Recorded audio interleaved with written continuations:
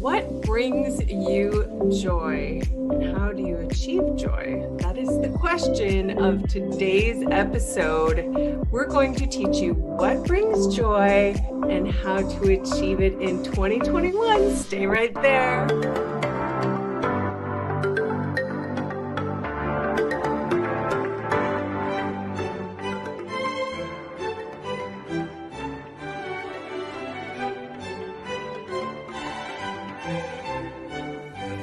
Hello, ladies. Welcome, welcome. What an exciting day. Yay. Happy holidays, everyone. Merry Christmas. Merry Christmas. Merry Christmas. How do you like my little tiara here, my queen's I know, look tiara? at you. So festive. So festive. Loving it. I love it. It feels so good. You know, 2020 has been hard, girls, right? Let's face it. So one of the things that is on a lot of people's minds is how to really achieve joy, how to achieve happiness and joy. And nearing the end of the year, I think it's such a great topic to figure out how can we help ourselves with that, you know? But before we bring on our amazing, beautiful guest, let's talk about what brings us joy. You know, what are the things, little things that you think of when you are just in that happy place? So what brings me joy is literally when I'm dancing and I'm teaching in my studio and my dancers are around and I'm teaching them a choreography or a set of moves, and literally 1 hour later they're walking outside with a smile on their face. Or when they're performing, I'm literally like the proudest mom in the back of the room and like crying and sobbing. And it's just, I'm so proud of them. So that's what brings me joy, when I see them all happy and making a success out of them. What about you, Sandra? Actually, I want to throw to Kathy. Go to Kathy. What makes you joyful? Well, I think it's especially true at this time of the year. I've loved to cook all my life. And, you know, I've met people, I swear to God, I've tried to teach them how to fry fish and they can't do it. It's like, okay. But ever since I've been a teenager, cooking has been my joy, and especially at Christmas. And I'm really lucky that, number one, my children are amazing cooks, or they married someone who was an amazing cook. So I've always had a big, huge Christmas. I mean, we have Christmas for 30 to 45 to 50 people that we cook all by ourselves. And the joy to me is people enjoying the food.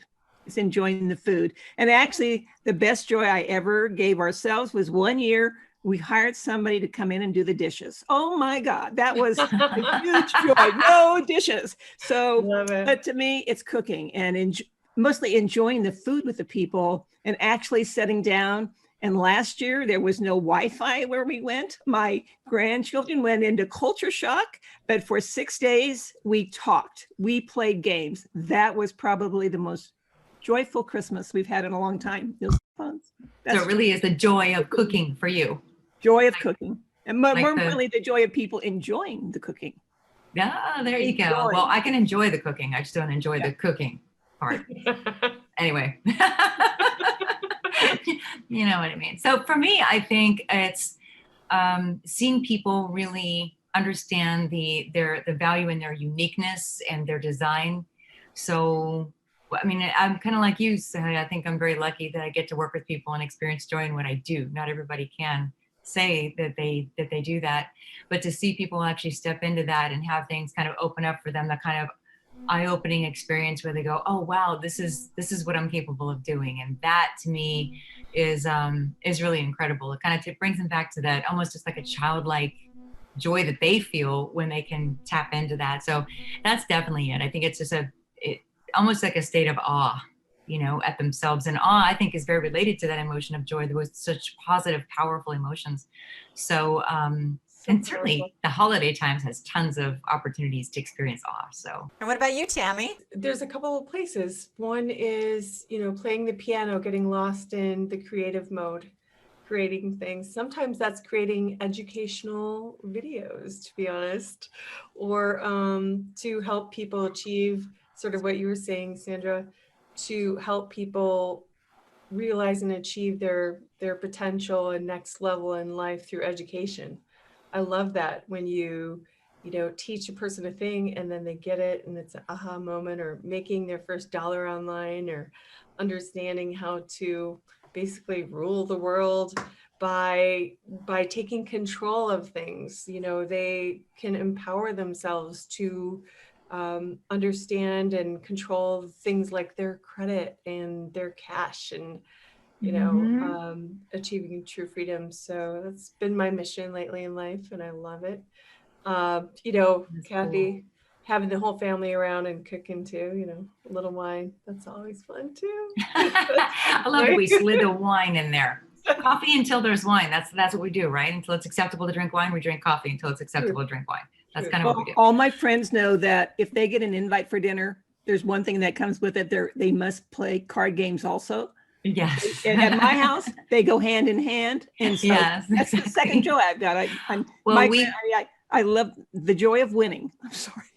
We want to encourage everybody, if you're watching, we want to invite you to definitely join us in the Digital Duchess Facebook page and subscribe to us on the YouTube channel. If you enjoy the shows, please share about us. That's how we're going to grow this.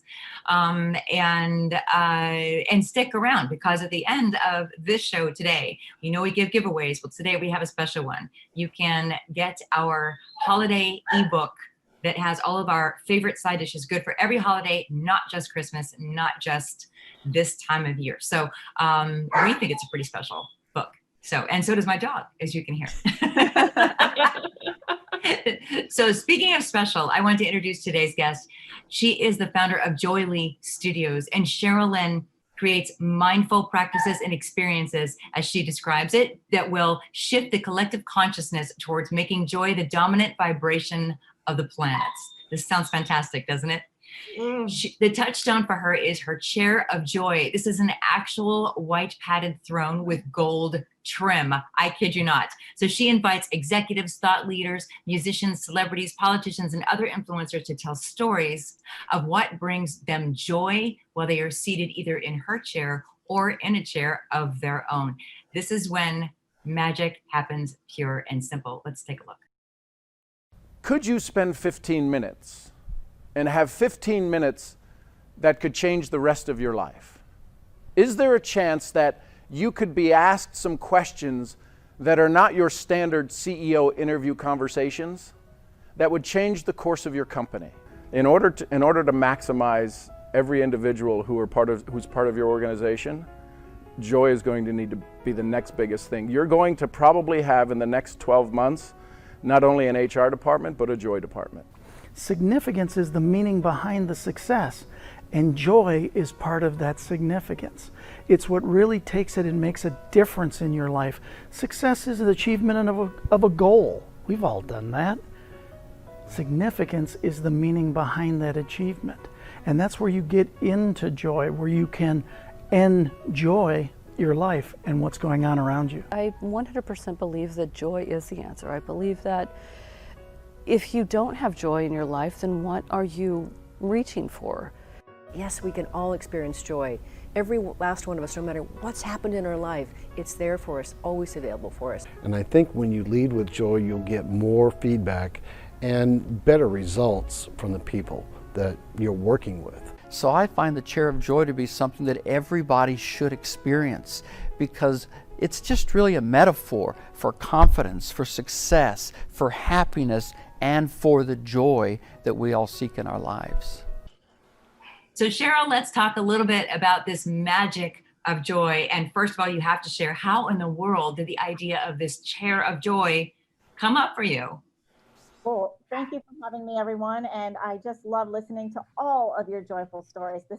Tis the season, and you're so decorated today. You look fabulous. So the Chair of Joy, and Sandra D I had the pleasure of interviewing Sandra D in the Chair of Joy a while back, but we'll talk about the tour in just a minute. But the idea, just to keep it simple, is that I really decided that I needed to break my own pattern, which was, where is joy? When does joy come? Is it someday? Is it next year? Is it tomorrow? Is it in the morning? Is it at night? When is this thing called joy? And I was always extremely curious about, is joy charisma? Is joy wealth? Is joy intelligence? like, is it for everybody? And can I have it for myself? So after chasing happiness and moving over 35 times in my life, I've always got a level of success and then never really followed through until one day I just decided to sit still. And when I sat still and tapped and celebrated the memories of my life, I developed a process around it. And then everyone said, why and what are you doing to be so joyful? Because now it's easy and it's a joyful, sustainable essence that is about me. And so I created the idea of the chair of joy. And then I told my husband, oh, by the way, we're going and we're buying a big white diamondback tufted chair, and imagine his surprise. So, and now excuse me, did you say diamond backed? What? Yes. Oh. Yes. Those are little diamonds. It's beautiful. You caught a queen's ear. Thank you for noticing. It's designed to, whenever someone sits in it, to kind of frame you like the Mona Lisa or the Mona Larry, if you will, that you are. Like when people sit in it, they feel just regal. It's very luxurious. It's comfortable. And the spotlight is shining on you. So I invite all of you ladies, even though we can't maybe physically do it, we can certainly do it virtually. And that would be a lot of fun as well. When are you coming to California? Yeah. Hopefully soon. Bring that chair, please. I had the pleasure of sitting in the chair. So I've gone through this experience and I can tell you it is really awesome. Cheryl asks a few questions and kind of gets you kind of rolling on this pattern of going back and revisiting joy in your life and explaining when it inevitably changes your mood. And I think this is what she's really looking to influence people with. And as you say, change the collective consciousness. But primarily, I love the fact that you have a lot of CEOs that are sitting in here. Are you looking to change the environment and the corporate culture a little bit, or aid it? Or what? Or aid it, help it? Exactly. I mean, I think that joy is energy, right? And in order for our world to increase the vibration as I see it happening in the universe and the whole world, we need to start with leaders. And so CEOs are our leaders. They are leaders of joy, and they are influencers to hundreds, if not thousands, of employees all over the world. And so it has to start from the top or the bottom, depending on who you are. The janitor can be just as outgoing and excited and joyful as the CEO. But if the CEO is showing up at work and can recognize and hear and connect and collaborate with staff, like what happens then? Productivity goes up. People are connected. They feel strong. They feel like they're advancing in their learning. Their meetings are more productive. Like there's just so many things happening when the leader is joyful. So the question is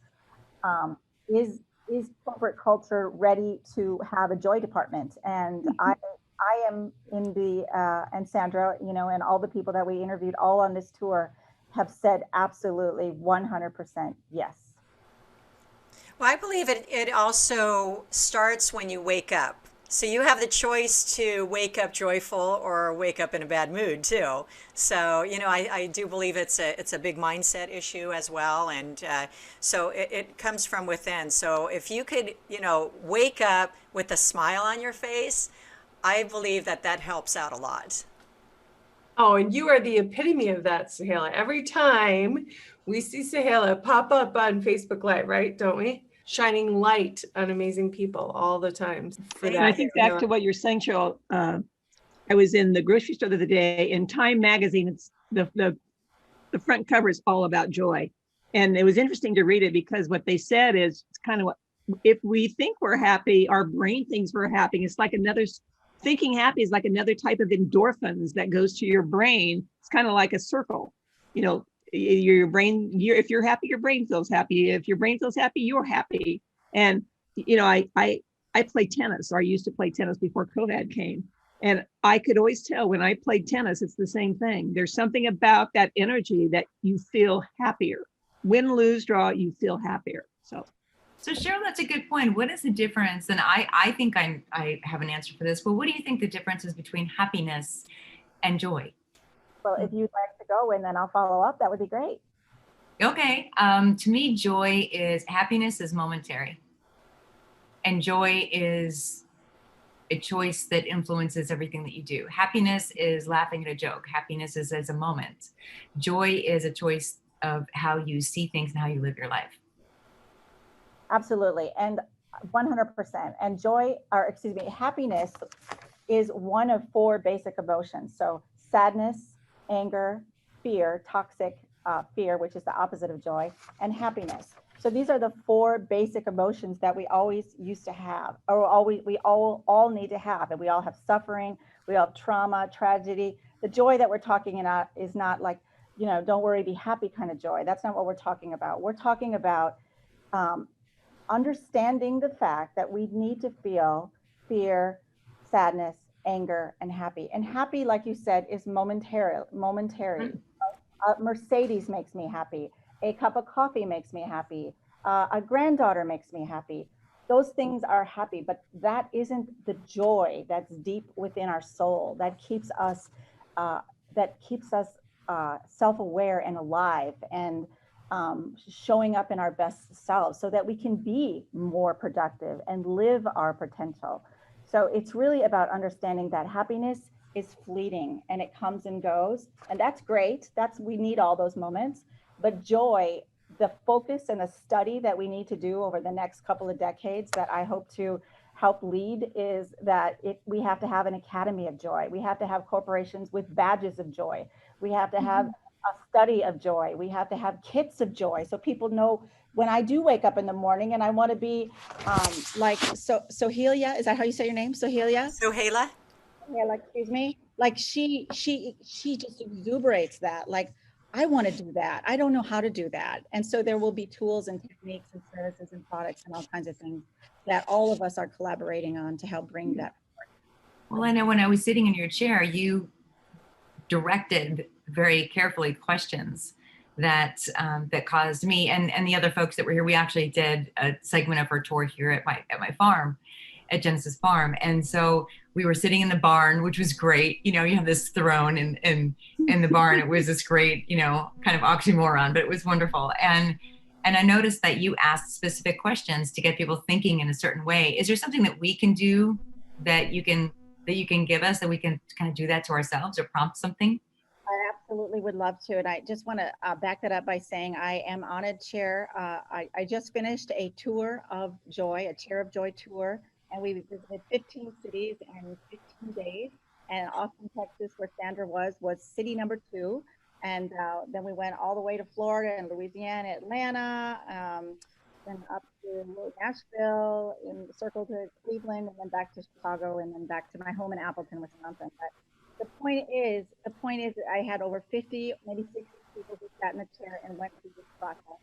And every single one sat down as one in essence, and then stood up, transformed into something very specific and transformational. Cheryl, we totally lost you on that. You're going to have to repeat that. And do you have something, are you putting something on your computer? Are you putting your notes on your computer? They were just on the edge. Yeah, okay, whatever you did sounds a lot better. Yeah. Sorry. How about, what did you miss? With the after the 15 cities, you said when I had people sit down and then we lost, you leaned back and we lost you completely. Okay. So the audio was not good. Sorry about that. Okay. This sounds much better. Let me just say, after the tour and 15 cities in 15 cities in 15 days, which is really crazy now that I think about it. But anyway, everyone who sat down was super transformed. So they went through our process and stood up as a different human in what it is that they learned. So it's kind of weird to explain, but I'd love for you to all just do a little bit with me. Would you? Yes. Sure. Yeah. And folks at home can do this too. So, all right. You at home, do this too. Okay. So everybody just shake it out a minute, put your feet on the ground. I want you to take a deep breath in. And I want you to tap into some moment that just gives you goosebumps. Where were you? Who were you with? When did you have it all together? And it's okay if nothing comes right away, just see if you can tap into one memory, one thing. Does everybody have one? Yep. Mm-hmm. Shout it out real quick. What do you got? Kathy? Love. Was it a place? Yes. Okay. Sandra? Me, riding my horse. That's what came to me. Tammy? Scuba diving in Hawaii. Woo! Sohelia? Dancing in Egypt. Woo! All right, we're going to do it one more time, really quick. Take a deep breath in. Let's go somewhere else, some other time. Just land on a memory you have. We all have years and years and years and years of memories. Let's tap into one more. You all have it? Okay, Sandra? Sitting with my husband outside of a little cabin on the lake with a fresh glass of wine that he poured me. Can you say fresh glass of wine? I guess. And watching the end of the sunset over the lake. Right. Kathy? Riding on a bus in New York City at the very top in the rain with a yellow jacket and umbrella with my husband. And all of a sudden you could see the architecture of New York in a way you could not see it walking on the ground. Oh my gosh. All right. So that's beautiful. Mine was in San Simeon Castle with my family, going to see the Neptune pool and all the beautiful buildings or the rooms. Oh my gosh, spectacular. And Tammy? That's amazing. You guys were on the same wavelength. Bath, England, a couple of summers ago, touring and seeing the amazing, beautiful, historic Roman buildings and just living it and loving it and appreciating it all day. I want you to just let those moments get into your soul, into your, can you feel the goosebumps, like just thinking about them, even just here, we're talking virtually today. It's really that simple.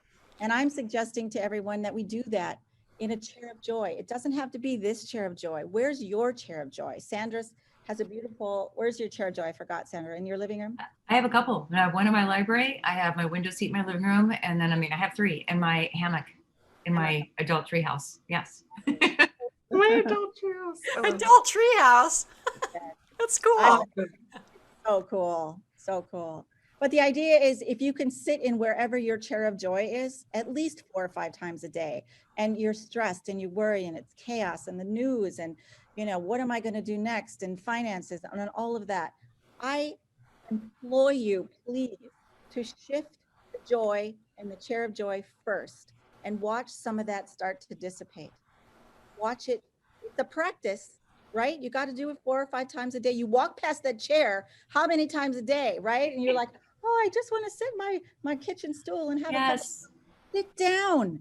It takes 1 minute. Tap into a memory or 2. Let the goosebumps ripple through. I can feel them all the way over here, you guys, all of yours. They were so, so beautiful. And you know what I noticed, Cheryl? I noticed that the first time when I sat in the chair and I didn't know what was coming, and you asked me, think of these things, I sat there kind of like deer in the headlights going, I don't know what the right thing is to say, right? And I had a hard time accessing it. So much easier this time. So does it get easier the more you do this?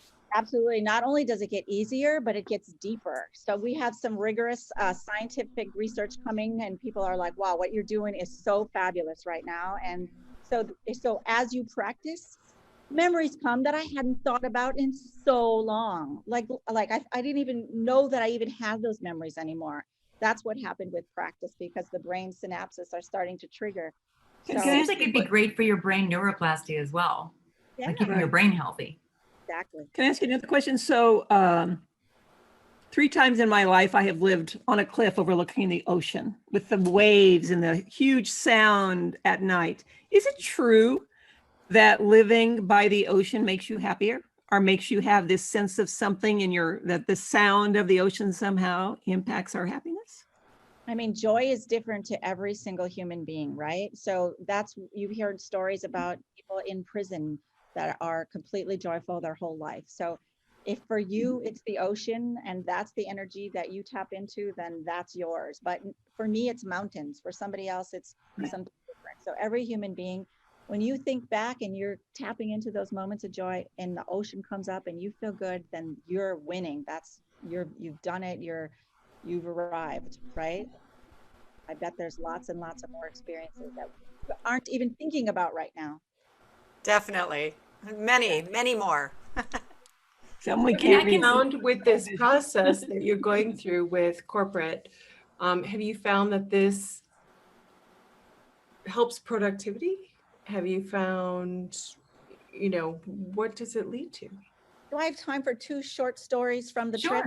Yes. So I just want to say that corporate is great and I love leaders, and yes, but this process works for anywhere, anyone, anytime, any chair, right? So I'm having a glass of wine at Cook's Bakery in Indianapolis, Indiana, and this woman, the waitress says, "You look very interesting to me. What are you up to?" So I opened my phone and I showed her some pictures of the Chair of Joy, and we went through the process, and she came back multiple times and she said, "My boyfriend works at Kroger," right? And I said, "What does he do there?" She goes, "I don't know, but he got a promotion. He did take stuff and put it in the freezer, and now he takes stuff out of the freezer." She said, "But he's so stressed and so worried, and he doesn't sleep at night." So I told her the whole Chair of Joy process. I said, "Do you have a chair of joy?" She goes, "No, we don't have any chairs of joy." And I was like, "I bet you have a chair of joy." She came back again with my bill and she says, "We have 2 chairs of joy and I'm going to paint them. They're going to be purple for me and he's going to get a gold one. And I'm going to put some fluffy, blah, blah, blah, blah." She was so happy. And we didn't do any formal process, right? Right. Okay. All the way fast forward to today, I'm sitting in Northwestern Mutual, right? Corporate, there's 15 or so beautiful cushion rollback chairs around this table and TVs, and it's just beautiful in here, right? The CEO comes in a little bit ago and he sits over in my chair over there, and I was recording him. And he's like, "This is weird. What are we doing?" And we went through the process, and he thought of his time when he had 2 memories. One was in San Diego when he sang the Star Spangled Banner in front of 1,000 people. And the other was he jumped out of an airplane, right? And so he's like, I asked him what his magic word was, because there's always a word that connects your 2 memories. And he said adrenaline. And I said, "So your adrenaline is joy. Is joy adrenaline for you? Does that make sense to you?" He goes, "Man, I think it is." And I said, "How could you bring adrenaline to work? How could you show up in joy? It's in a bank. Pure, focused, and adrenaline." Because when he's doing what he loves, you can see it. He goes, "You know what? You know what would give me more joy? If I played my guitar more. What if I brought my guitar to work? I could play my guitar every morning in the board." And he just went off on and on and on and on and on. So do you see it makes no difference? Yes. Backgrounds or race or ethnic or religion, or joy is God. Joy is one. Joy is source. Joy is universe. It's universal for all of us. We all have this core desire to be joyful, and that's why we show up on earth. And the other thing that's really important that I learned, this is one of the big things I learned on this trip, is joy is expansive, right? You don't just get to joy. You don't just get to be joyful one day and then, okay, I got it. It's not like that. It's like, oh, I'm joyful. And guess what? I have all day today to make 200 more joyful memories, because tomorrow when I sit in my chair of joy, I get to celebrate all those memories, and it continues to multiply and quadruple and expand and expand. And there you are being joyful for your students and your grandchildren and your families and your coworkers, et cetera, et cetera, et cetera. So it's endless and expansive, and I'm sticking to it. You know what I love is that you're taking your chair in a CEO space and you're literally going outside the norm and have them think outside the box. In fact, think outside their office space, right? To do something so different. So I think that's cool. I think that's awesome. Yeah, Just it's out of almost curiosity, childlike. Did you see any difference in terms of male versus female, in terms of things that might have been a common way of joy between? I mean, were there differences between sexes, or in terms of what was joyful or not joyful, or were there any patterns that you saw? Yeah, that's a good question. The first thing is more women came. That's 100% true. But the men and the women had the same transformations. They had the same kinds of memories. They talked about love and family and heart and, success and accomplishment. Women too, like, it was the same threads that wove through everyone's story, because we're all human. We all have the same emotions, and our experiences around them are unique. And so that's what it is, really, is bringing personal stories into the workplace and having the guts and the vulnerability to do that, right? And to not be afraid to ask your employees, so, hey, what gives you joy? What did you do over the weekend that was joyful? Would you mind sitting in the chair and talking about it, and be ready for it? I mean, I hope CEOs are ready. I But really what do. a great way to start the work week. You know, if you had your people come in and do that and brought that energy into work instead of the drudgery of Monday morning. We all see the memes of, you know, Monday morning, to have it change so that you're actually bringing a totally different energy into what you're doing and into your process of creativity, whatever that means for you, wherever you're working. So I love it. It actually, to me, I think when I was in the chair, the first thing I said is I feel like a little girl. It brings that sort of childlike attitude. Like that's what I was thinking when you were talking about the bank CEO, right? Sitting there going, maybe I'll bring my guitar. You know, it's just so, it's that sense of joy that kids are so readily, it's so readily available to children so often. And we tend to make it not as available for us. So I want to thank you. Can I Yeah. say one more real quick thing. Somebody said to me, like, what are you doing exactly? And I said, don't tell anybody, but this is what I'm really doing. When my kids were little, I used to put them on the magic carpet and we'd fly all over the world and we'd go into the clouds. And I said, the chair of joy is a magic carpet. Just don't tell them. Right? That's great. Yes. That's great. Yes, transporting you to the different times that we were, you know, you asked us to think about, which is really amazing. So it is definitely, as you have we've referred to it before, as being sort of magic. There's definitely a magic there, and at this time of year, it's great to have a little bit of magic that we brought you through our show. So thank you so much for being here, Cheryl. It's been awesome. So yes, applause for you, Thank you. It's been fantastic. It's been fantastic. We give you a quote to think about. And this one, of course, involves joy. And it is Helen Keller, of all people. But I love the fact that she said this: joy is the holy fire that keeps our purpose warm and our intelligence aglow. It's beautiful. And Helen Keller also said, alone we can do so little, together we can do so much. And I think that that's part of what we've experienced today, with just going out there and encouraging people to sit in their own share of joy. I was spreading that message, especially at this time of year, but let's continue it into 2021, because that's where we need that joy more than anything is when we start this new year, because I don't know about you, I'm not ready for this one to end. Yeah? Yes, I second it. I second that. So, and next week we are going to continue prepping to make this new year absolutely fantastic, because we're going to be talking about goal setting.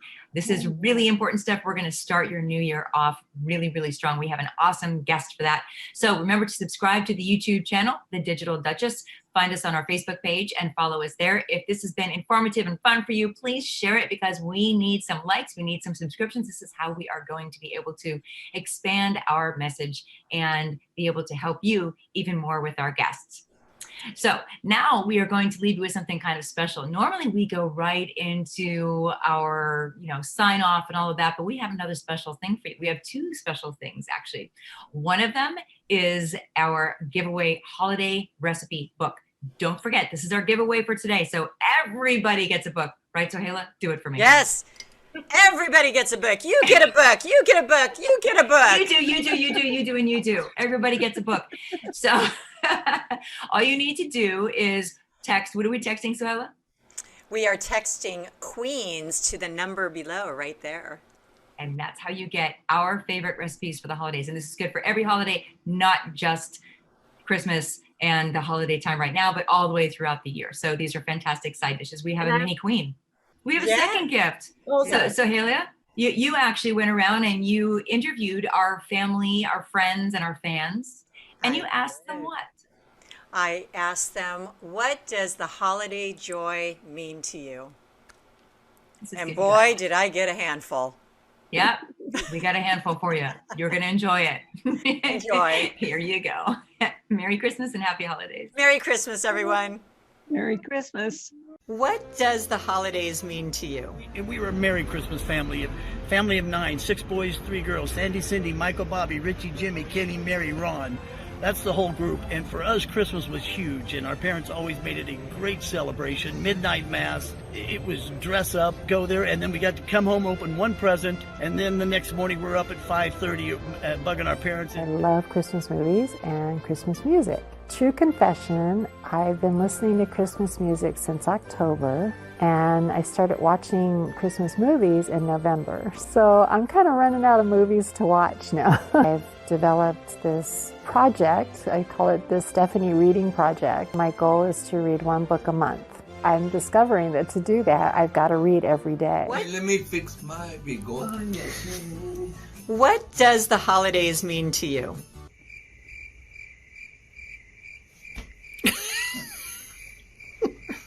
A time to be thankful for all the blessings I've been given in life. Our celebrations start already on December 12th.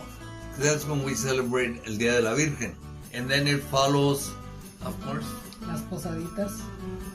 ¿las qué? Las posaditas. Nowadays, they try, but not with the pandemic. But you know, they used to go house to house. They pray the rosary. Whoever had a posada, they had to have tamales, champurrado, piñata, but they have to say the rosary first. Christmas was just fun. It was family. It was great food. It was treats. It was cookies. It was grandma sending her bakery goods from Hungary that she would send over, a basket full of all kinds of great stuff. Time with family, time with friends. Bringing happiness to other people. And that's what I try to install with my grandkids. I get them all together and we do tamales. And they help. They love coming over for Christmas Eve. They come over.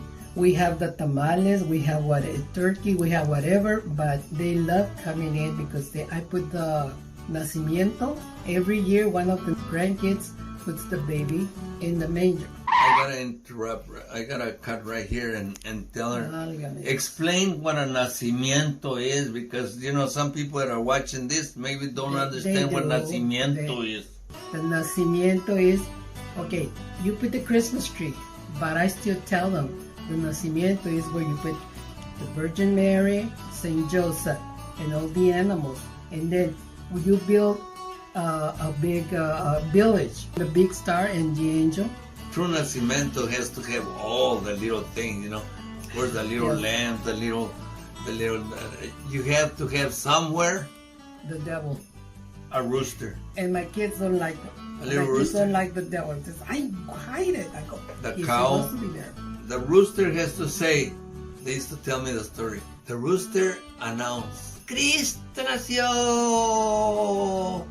And then the little becerrito would say, "En Belén, en Belén." And then the turkey would go, "Gordo, gordo, gordo, gordo, gordo, gordo, gordo, gordo, gordo, gordo, gordo."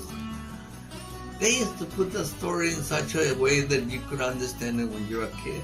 You can understand the story of Jesus being born. The holidays mean remembering the traditions that we used to have all the way from Juarez, El Paso, especially Juarez, where all the tios and the tias used to get together, and it was the night to make tamales, and then wait till the tamales were done, and then start eating tamales. They came with a joke, which only Mexicans can say it, because they say, "Why do Mexicans make tamales in Christmas?" And they say, because that's the only thing they're gonna unwrap. That's not a very nice joke. That's why only but Mexicans it's true. can say that. And in a lot of ways, it was true, because there were times during Christmas when, we were kind of poor. We were. And they would make us write the letters to Santa, and we would shoe. put them by the shoes, right? And that Santa could not read a thing, I guess, or she would misunderstood everything, because I would ask for a little truck, and I would ask for this and that and that, and sometimes he would bring me the wrong thing, and then just leave me apples and oranges and cacahuates. Yeah, we were lucky. That was good enough. But we never thought that was. Pero, ¿qué pasó? It was us. Hey, you should be happy. Don't worry about it. You know what? You still have a chance, a second chance. On January 7th, January 6th. El Día de los Reyes Magos, you can ask them for what Santa didn't bring you. And maybe they will go ahead and deliver. Because remember, the three wise were the ones who came with the gifts. So in Mexico, usually it's The wise men had to deliver. Wise men will come around and nothing. But anyway, that was the holidays. Beautiful. And not being able to sleep at night, and finally you would fall asleep, and then all the toys and all those things were right there. And I used to tell my grandma, "But grandma, what? We don't have a chimney. We don't have, where is he gonna come?" "Oh, he makes himself so tiny he can come through a wall, through the little hole in the wall." The big panzón? I know. Yeah, Okay. but anyway, it was miracles. Yes. But that Beautiful. was the holidays. That's what the holidays mean to us. Memories of good times Beautiful. with family together, good laughs, good nights, for the night to pass away and to wait for Santa Claus to come the next day. What brings you joy during the holidays? This year, especially, there's a whole different way of having to be around holiday joy. Generally, in the past, people have been more friendly and more upbeat this time of year, and I'm finding that even this year I'm still encountering people who are saying Merry Christmas. It's surprising because of all the things that are going on and the lives that are being so majorly affected. Just being able to connect with people seems to me to be basics of holiday joy. It's bringing my family back together and having everybody very happy. Is to give something to somebody and their reaction. That's the biggest joy. And a lot of people don't understand that until later on in life. And try to pass the tradition to them. Christmas was just joy. That's joy to me. It was church, it was faith, and it was family. I miss those days. You never forget that, no matter how old you are, who your parents are, and the sacrifices your parents made for you. They gave us the gift of faith, and faith is really important. And during this time of the year, couldn't be any better. I wish everybody a Merry Christmas, and thank you for listening.